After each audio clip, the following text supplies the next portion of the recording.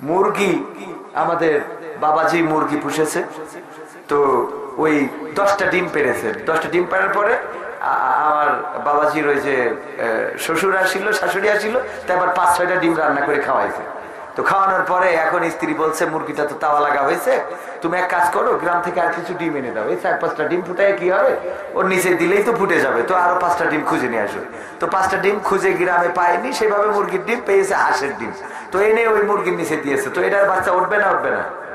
এটারও বাচ্চা উঠেছে। উঠার পরে এখন শীতের সকাল, মুরগি সবাই নসিহত করতেছে, দেখো এই ঠান্ডায় বেড়াইও না, কাদা পানি মাখবা না, কুয়াশার মধ্যে যাবা না, ঠান্ডা লাগবে, তোমাদের ডাক্তার দেখাইতে পারবো না, এত টাকা নাই, দেশে দুর্ভিক্ষ আসতেছে, 2023 সালে দুর্ভিক্ষ, এমনি বেকায়দা অবস্থা যাচ্ছে, তোমরা যেন খবরদার কাদা পানিতে যাবা না। আর মুরগির বাচ্চাগুলো তো কাদা পানিতে যায় না, হাঁসের বাচ্চা যেখানে একটু পানি থাকে ওখানেই যায়, আর এই যে কিলিবিলি কিলিবিলি করে মুরগি, ওকে ডাইকে ডাইকে ওয়াজ করতেছে, তোকে এত করে বললাম দেখ কাদা পানির মধ্যে যাইস নে, তোরা কথা শুনিস না কেন, দেখদিন তোদের ভাই তোদের বোনিরা, এই ভাই বোন একই মার পেটের সন্তান, আমার মনে আছে, তোরা এই করতেছিস কেন? না, কোনো কথাই শোনে না। কলপাড়ে যে কাদা হয়েছে, কাদা তো কাদা, আবার ওখানে নাড়ি বুড়ি 19-20 ধুয়েছে, সেইগুলো একেবারে পচা পাইছ, ওর মধ্যে যে হাঁসের বাচ্চা 5টা, আরে বাবা কিলিবিলি কিলিবিলি। মুরগি বলতেছে তোরা আমার জাতের না, তোরা আমার জাতের না, তোরা যদি আমার জাতের হইতিস তাহলে এই মুরগির, এই যে আমার আরো 5টা বাচ্চা আছে, ওরা আমার পেটের নিচে থাকতেছে, পানি কাদার মধ্যে যাচ্ছে না, কত সাপ সুপাই, আর তোরা পানি দেখলেই সেখানে যে সুপানি খাচ্ছিস, তোরা তো আসলে জাতের না। এখন কিছু আছে জাতের না, ওকে যাই বলেন, ওরা ওই বাজারে ঘুরে বেড়াবে, 4 দোকানে বিড়ি মারবে, গাঁজা টানবে, আর বলবে না একটু কারেন্ট কেন, বোঝেননি? ওই পচা কাদা পানি ওরা মাখবে, সুবানি খাবে, ও বলে লাভ নেই, ওর খাবে আর কবে হ্যাঁ না একটু খা ধরে আইনেছে, ওর দেখি শুনবো, শুনবি কি? তুই তো জাতের না, তুই জাতের হলি খারাপের মধ্যে ভালো খুঁজে বের করতিস, কথা কয় না? বোঝা গেছে এখন কথা? এখন যারা জাতের তারা এখানে এসে বসে যাবেন ইনশাল্লাহ, নাই দাঁড়াইও থাকবেন, চলি অন্তত যাবেন না, হ্যাঁ চলে যাওয়া যাবে না। এখন বোঝা যাচ্ছে যে আমার ভাইরা অবশ্যই আলহামদুলিল্লাহ সবাই ভালো মানুষ, কোরআন শোনার জন্য এসেছে, ইসলাম জানার জন্য এসেছে, আর যারা জানতে আসেনি তাদের হাজার বললেও আসবে না। এখানে যারা এসেছে দাঁড়ায় থাকলেও আমার কোনো দুঃখ নেই, কারণ আপনারা দাঁড়ায় থাকলেও ফজিলাত আছে না নেই, কিন্তু সৌন্দর্য হলো বসে যাওয়া। যদি বসেন আল্লাহ রাব্বুল আলামিন আপনার উপরে রহম করবেন, আপনার জীবনটা ধন্য হয়ে যাবে, কোরআনের আলোয় আলোকিত হবে। আজকে এই মাহফিলে বসাকে কেন্দ্র করে আল্লাহ চাইলে এই মাহফিলটা আপনার নাজাতের ওসিলা বানিয়ে দেবে, বলেন সুবহানাল্লাহ। আল্লাহ চাইলে আপনার জীবনের সমস্ত গুনাহগুলো এই মাহফিলকে কেন্দ্র করে ক্ষমা করে দিতে পারেন না? পারেন না? সেই শক্তি কি আছে আমার আল্লাহর? এই বিশ্বাস কি আছে আপনাদের? যদি থাকে ভাইয়ের আমার, কত পাপ আমরা করেছি। আমি মাঝে মাঝে চিন্তা করি, আমার অন্যায়গুলো যদি আমার স্ত্রী জানতো তাইলে আমার সাথে সংসার করতো না। আমার কত ত্রুটি আছে, যদি আপনাদের সামনে প্রকাশ করে দেওয়া হতো, আপনারা এখানে আল্লাহর কসম করে বলি আপনারা আমার কথা শুনতেন না। কত ত্রুটি আমাদের আছে। মসজিদের ইমাম হয়েছি বলেই মনে করবেন না আমি ফেরেশতা হয়ে গেছি, না, অনেক অপরাধ আছে, আমিও অপরাধী, আমিও গুনাহগার।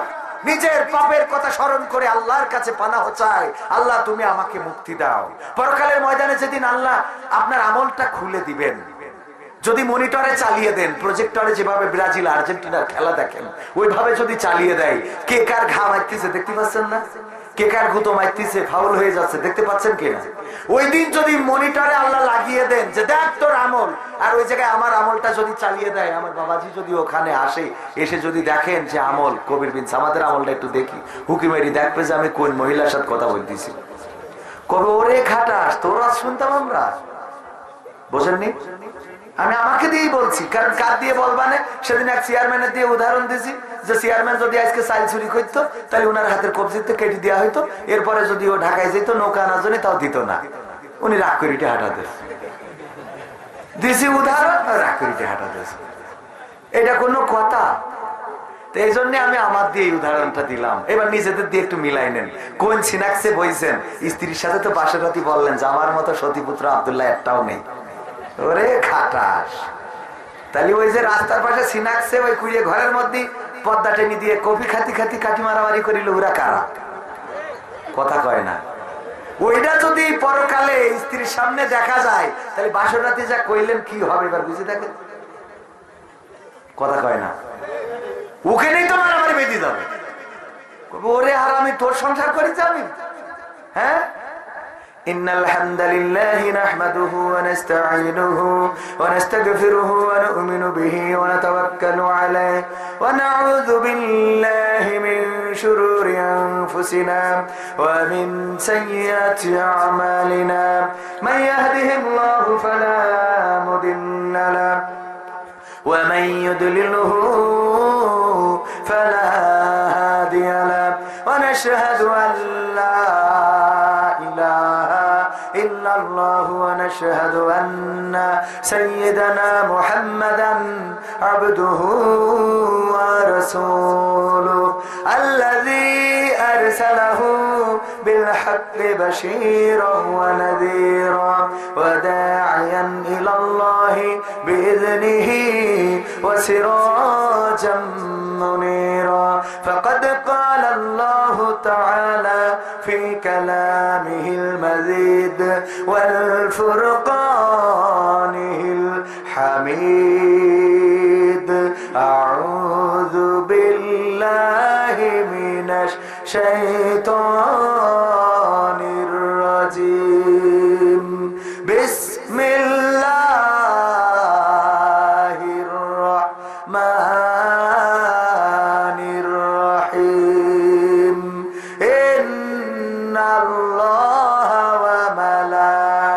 وملائكته يصلون على النبي يا أيها الذين آمنوا صلوا عليه وسلموا تسليما اللهم صل على سيدنا مولانا محمد وعلى آل سيدنا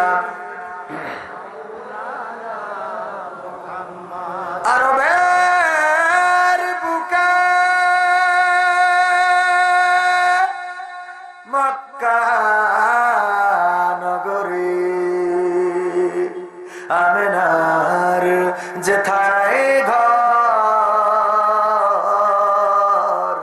খোদার করুণা কাউসার হয়ে ঝরছে বারংবার আল্লাহুম্মা সাল্লি আলা সাইয়্যিদিনা মাওলানা মুহাম্মদ ওয়া আলা আলি সাইয়্যিদিনা মাওলানা মুহাম্মদ নবীর নামে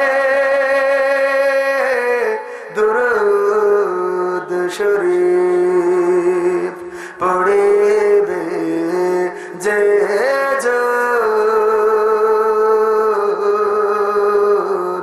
তার জন্য যে হারাম হবে জাহান্নামের আগুন আল্লাহুম্মা সাল্লি আলা সাইয়্যিদিনা মাওলানা মুহাম্মদ ওয়া আলা আলি